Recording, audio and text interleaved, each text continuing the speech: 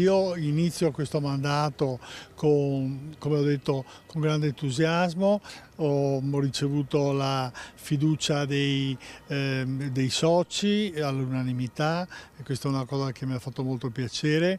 L'obiettivo è quello di condurre questa fase di sviluppo della società, riportando il bilancio a un esito positivo che ci aspettiamo come da previsioni di piano industriale. Si presenta così Paolo Ferrin, nuovo presidente di Padova Hall, la società che gestisce la Fiera di Padova.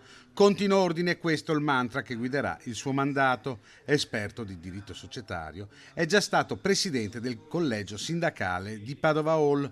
Il nuovo presidente assicura che il business principale resterà quello delle fiere. Sono tre business unit, quella immobiliare, quella dei congressi e quella delle fiere.